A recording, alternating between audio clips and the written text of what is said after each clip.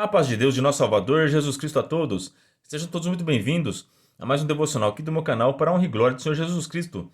Hoje nós vamos estudar o livro de 1 Reis, capítulo 10. O título do capítulo é A Rainha de Sabá vem visitar o rei Salomão, santo é Deus. Então aqui, neste capítulo, a gente vai ter várias lições importantes dessa visita da Rainha de Sabá ao rei Salomão, que dá para a gente aplicar na nossa vida, amém? E também aqui eu queria fazer uma introdução para a gente entender onde que é o reino de Sabá que essa rainha governava, né? Então vou colocar aí na tela um mapa que vai estar circulado em vermelho a região da Etiópia, na África, e o Iêmen, que fica no sul da Arábia Saudita, né?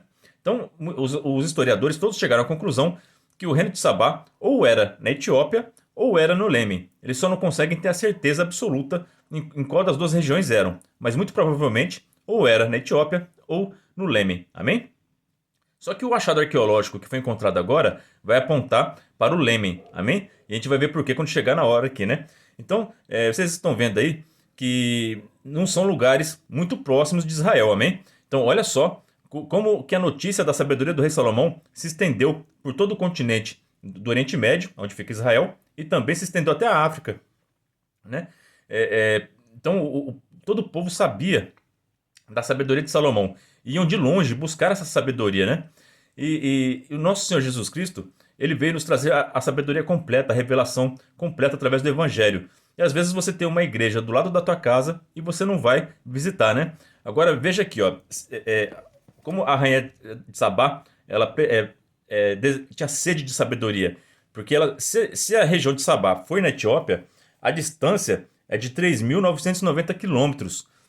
Imagina percorrer essa distância para buscar sabedoria, né? Sendo que tem uma igreja próxima de você aí, né, Santa Deus? Vai buscar sabedoria. Você tem uma Bíblia em casa? Busca sabedoria na palavra de Deus, né? Tá na tua casa aí, ó. E aí tá juntando poeira na tua casa a Bíblia aí. Vamos abrir a Bíblia e buscar sabedoria, amém? Se o reino de Sabá for no Iêmen, a distância é de 2.416 quilômetros.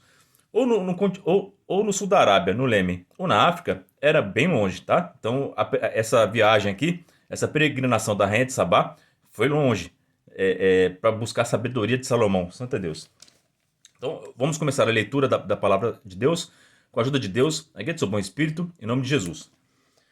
Verso 1. E ouvindo a rainha de Sabá a fama de Salomão acerca do nome do Senhor, veio prová-lo por enigmas. Outra coisa também, quando a gente vai buscar sabedoria, a gente tem que provar, tá? Na Bíblia tem o apóstolo Paulo foi pregar para um povo que tudo que o apóstolo Paulo falava, eles conferiam nas escrituras. E o apóstolo Paulo falou, vocês são sábios, vocês são bem-aventurados, porque vocês fazem prova daquilo que é ensinado para vocês, né?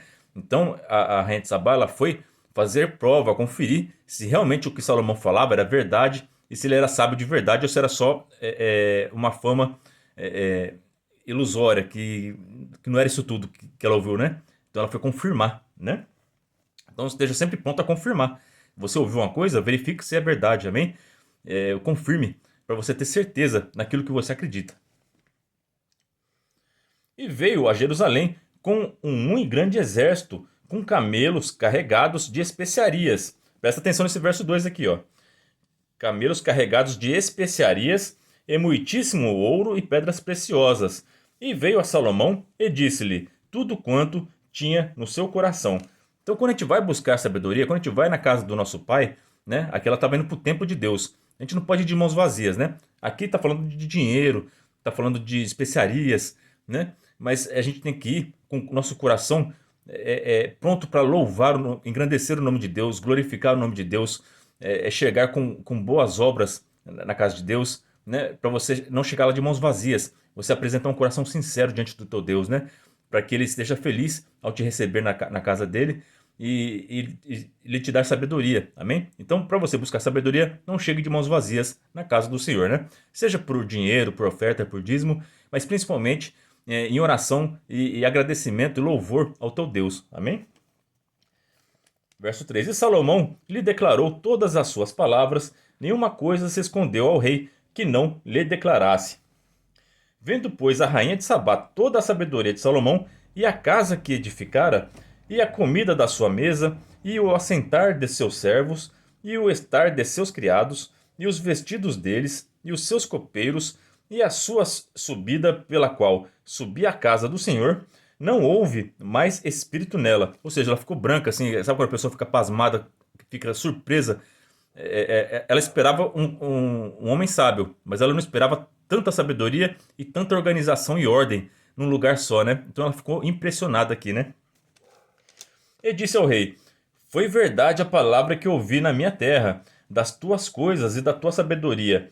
E eu não cria naquelas palavras, até que vim e os meus olhos ouviram. Eis que me não disseram metade, sobrepujaste em sabedoria e bens a fama que ouvi. Santa Deus. Então isso aqui eu lembro quando a minha tia falava para mim: olha, vai na igreja lá, que lá Deus fala com você, Deus mostra todas as suas perguntas, todas as suas dúvidas, Ele responde, né? E as pessoas vêem maravilhas lá, vê anjo, e as coisas e os milagres acontecem. Eu ouvi essas maravilhas, eu ouvi essas coisas que minha tia falava, e eu não acreditava muito, né? Mas quando eu fui, realmente, a primeira vez que eu fui na igreja, eu estava desempregado, Deus já usou a boca do profeta lá. Teu irmão aqui que está 6 meses desempregado, em 3 dias você vai estar trabalhando. E deu 3 dias, eu já consegui meu emprego. E só maravilha, eu senti a presença de Deus e ficava impressionado com a sabedoria da palavra de Deus, das pregações maravilhosas que vinha na boca dos servos de Deus. Então é impressionante. Se você não crê, se você acha que os crentes é um povo doido que, que fica falando um monte de coisa que não existe, vai ver com seus olhos, visita uma igreja, vai tirar prova, faz que nem a rainha de Sabá, né? Faz que nem eu também não acreditava nessas coisas. E eu fui, até a voz de Deus eu já ouvi, né? Santa Jesus Cristo, você não precisa acreditar em mim. Vai lá, vê com seus olhos, vai buscar o Senhor, tá bom? Visita uma igreja. Eu sirvo a Deus na congregação cristã no Brasil, né? Mas tem muitas igrejas boas por aí. Visita, busca. Quem busca encontra, tá? Deus não é exclusivo da congregação, né? Todo aquele que busca a Deus com um coração sincero, qualquer igreja que você buscar, ele vai te falar, né? Mas eu tive experiências maravilhosas nessa igreja que eu frequento. Mas eu já escutei tanto testemunho de outras pessoas de outras igrejas que vê maravilhas também. Então, o Deus é o mesmo, tá?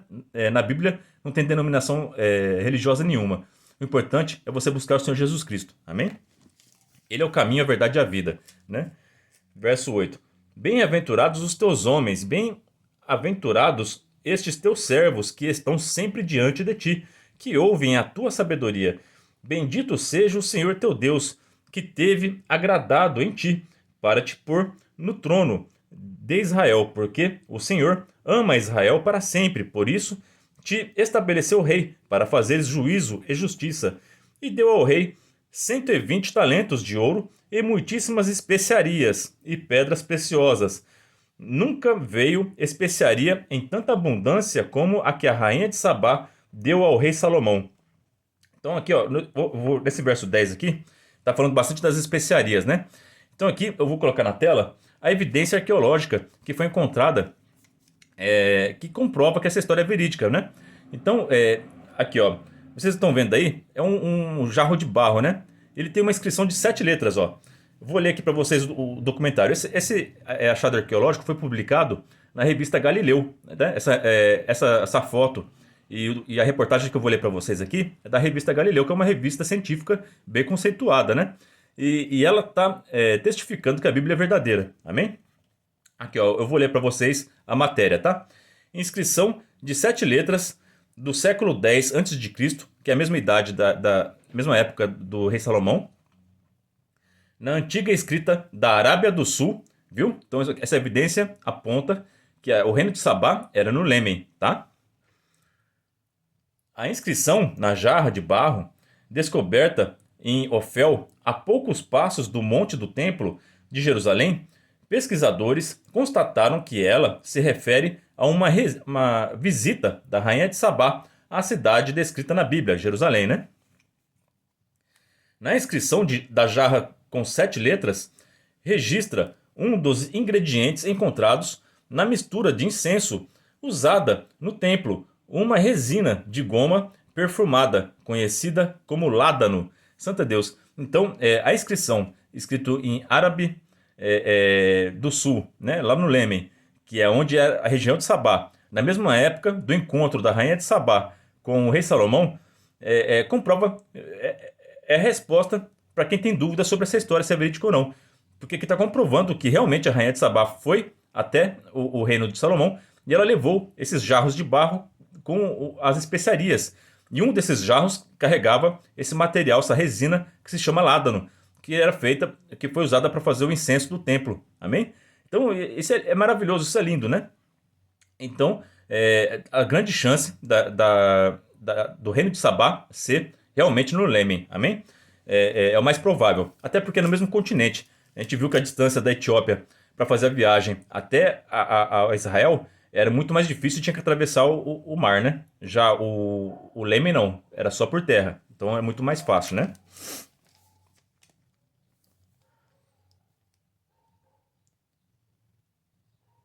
Também as naus de Eirão, que Ofir levavam ouro, traziam de Ofir, muitíssima madeira de almugue e pedras preciosas. Desta madeira de almugue fez o rei balaústres para a casa do Senhor e para a casa do rei, como também harpas e alaúdes para os cantores. Nunca veio tal madeira de almugue, nem se viu até o dia de hoje. Então, aqui no capítulo passado, a gente estudou sobre essa madeira de almugue, né? Que é o sândalo, né? Que é encontrado na Índia. Então, como o Irão, ele sempre levava ouro, pedras preciosas, levava macacos, marfim, pavão, e essa madeira de sândalo, a gente chegou à conclusão, e também muitos historiadores chegaram à mesma conclusão que eu, que o reino de Ofir, muito provavelmente é na Índia, tá? Verso 13. E o rei Salomão deu à rainha de Sabá tudo quanto lhe pediu, o seu desejo, além do que lhe deu segundo a largueza do rei Salomão. Então voltou e partiu para sua terra, ela e os seus servos. Então ela levou presentes ao rei Salomão e voltou com muitos presentes também. Além da sabedoria que ela conquistou, também o rei Salomão também deu presentes para ela levar para sua terra, né? Aí o povo da Etiópia, eles têm tradições orais, e até tem um livro da Igreja Ortodoxa lá da Etiópia, que fala que a rainha de Sabá ela teve um caso com o rei Salomão e engravidou com ele. E quando ela voltou para sua terra, o seu príncipe era filho de Salomão, né? Só que não dá para comprovar essa história, não tem evidência arqueológica, é uma tradição oral do povo etíope. O povo etíope, eles têm essa memória, essa tradição na cultura deles, que a rainha de Sabá é da Etiópia, né? Então, aí a gente tem que ficar assim, né? A evidência arqueológica aponta para o Lêmen, né, na Arábia Saudita, mas na Etiópia tem uma cultura muito forte que acredita que a rainha de Sabá dominava naquela região, né? Mas vocês podem, como eu mostrei no mapa anteriormente, vocês viram que é próximo a região da Etiópia com a região do Lêmen, né? Tem só uma divisa do mar ali, né? Tem um estreito ali de mar, de água que divide os dois. Às vezes, o reino podia se estender do Lêmen até a Etiópia, né? Pode ser também, né? É uma hipótese. Além dos negociantes, e era o peso do ouro que se trazia a Salomão cada ano 666 talentos de ouro. Olha só o número que era do ouro que era levado ao rei Salomão.